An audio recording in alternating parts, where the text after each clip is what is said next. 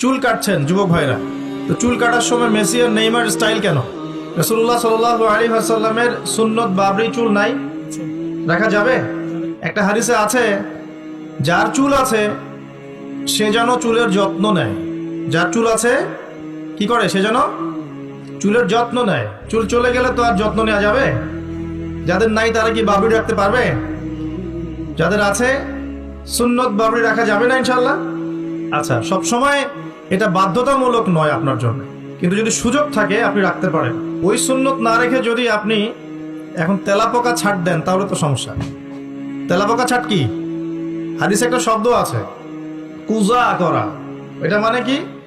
মাঝখানে চুল থাকে এইভাবে লম্বা আর দুই পাশ ফাঁকা। এই চুল কাটাটাকে হাদিসে নিষেধ করা হয়েছে। এটা কি জানতেন? আপনারা জানেন না? আমি জানি। এভাবে চুল কাটাটাকে হাদিসে কি করা হয়েছে? নিষেধ করা হয়েছে। আর রাসূলুল্লাহ সাল্লাল্লাহু আলাইহি ওয়াসাল্লাম সবসময় একটা কথা বলতেন যে তোমরা ইহুদি খ্রিস্টানদের বিরোধিতা করবে।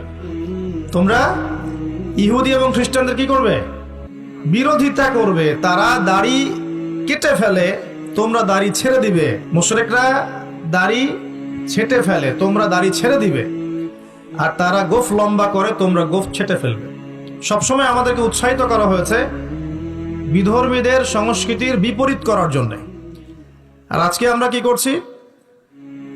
ইচ্ছায় হোক আর অনিচ্ছায় হোক, জেনে হোক আর না জেনে হোক, আমরা কিন্তু বিধর্মীদের আদর্শ এবং কালচারগুলো ফলো করছি না ভাই? পোশাক আশাক, দেহের গঠন, চলাফেরা, কথাবার্তা, জীবনের লাইফস্টাইল, রুটিন, এগুলো কি মুসলিমদের মতো হচ্ছে না অমুসলিমদের মতো হচ্ছে? কোন মুসলিম যুবক কি ফজরের আজান শুনে নামাজ না পড়ে ঘুমাতে পারে? আবার দুপুর 12টায় ঘুম থেকে উঠতে পারে? দুপুর 2টায় নাস্তা করতে পারে? বিকেল সময়টা গার্লফ্রেন্ডের সাথে ঘুরতে পারে? আর সন্ধ্যাবেলায় বন্ধুদের সাথে আড্ডাবাজি করে, জুয়া খেলে, বারে সময় কাটিয়ে রাত্রে আবার এসে ইন্টারনেট চালাতে চালাতে 3টা 4টা 5টা বাজে, তখন ঘুমিয়ে যায়। এই হচ্ছে এখনকার যুব সমাজের আদর্শ। একটা অসুস্থ প্রজন্ম তৈরি করছি আমরা, অসুস্থ প্রজন্ম। বিগত মনে হয় 40-50 বছর থেকে একটা প্রজন্ম তৈরি হয়েছে বাংলাদেশে, স্পেশালি আমাদের মতো ইয়াং জেনারেশন যারা আছো, একটা অসুস্থ প্রজন্ম তৈরি হয়েছে। আল্লাহ রাব্বুল আলামিন সূরা হাশরের 7 নম্বর আয়াতে বলছেন, বা'দা আউযু বিল্লাহি মিনাশ শাইতানির রাজীম ওয়া মা আতাকুমুর রাসূলু ফাখুযুহু। রাসূলুল্লাহ সাল্লাল্লাহু আলাইহি ওয়াসাল্লাম তোমাদেরকে যা দিয়েছেন, মানে যা দিয়েছেন, যত কিছু দিয়েছেন, ফাখুযুহু, সেটাকে গ্রহণ করো, সেটা রিসিভ করো, গ্রহণ করে নাও। ওয়া মা নাহাকুম আনহু ফান্তাহু। রাসূলুল্লাহ সাল্লাল্লাহু আলাইহি ওয়াসাল্লাম তোমাদেরকে যা থেকে নিষেধ করেছেন বিরত থাকো। তার মানে রাসূলুল্লাহ সাল্লাল্লাহু আলাইহি ওয়াসাল্লামের সুন্নাহ মোতাবেক জীবন গড়ো, তাহলে ইনশাআল্লাহ তাআলা সফল হওয়া যাবে। কথা ঠিক কিনা? এখন রাসূলের এই সুন্নাহ কি শুধুমাত্র শরীরের উপরে থাকবে?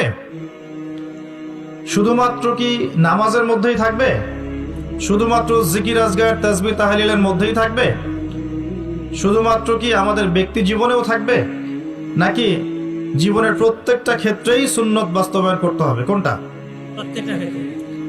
যদি আমরা দাড়ি রাখি, রাসূলের সুন্নাহ মতো দাড়ি রাখি, মাশাআল্লাহ। আর আমি যুবক ভাইদেরকে রিকোয়েস্ট করব, যাদের দাড়ি নাই বা দাড়ি শেভ করছেন, আজকের লেকচারের পর থেকে দাড়ি আর শেভ করেন না। ইনশাআল্লাহ। ওয়াদা করছেন ইনশাআল্লাহ? এতে করে আপনি প্রতিদিন সকালবেলা উঠে রাসূলুল্লাহ সাল্লাল্লাহু আলাইহি ওয়াসাল্লামের সুন্নতকে জবাই করছেন। জবাই করছেন না? ধারালো অস্ত্র দিয়ে আপনি প্রত্যেকদিন সকালে উঠে রাসূলের সুন্নতটাকে কি করছেন? জবাই করছেন। কাজটা ভালো হবে কি? একটু আগে বললাম, রাসূলের নাম শুনে যদি দরুদ না পড়ে তাহলেই নবীজি বলছেন তার জন্য ধ্বংস হোক। জিবরাইল আলাইহিস সালাম এসে এই কথা বলেছেন, নবী সাল্লাল্লাহু আলাইহি ওয়াসাল্লাম বলছেন আমিন, দোয়া করছেন আমিন। মানে এটা একটা বদদোয়া। তো এটা কি ভালো দোয়া? বদদোয়া। তো দাড়িটা ছেড়ে দেই ইনশাআল্লাহ, আল্লাহ পাক তৌফিক দান করুন। আমিন। টাকনুর নিচে কাপড় পরা যাবে? না। টাকনুর উপরে কাপড় তুলবো ইনশাআল্লাহ। ইনশাআল্লাহ।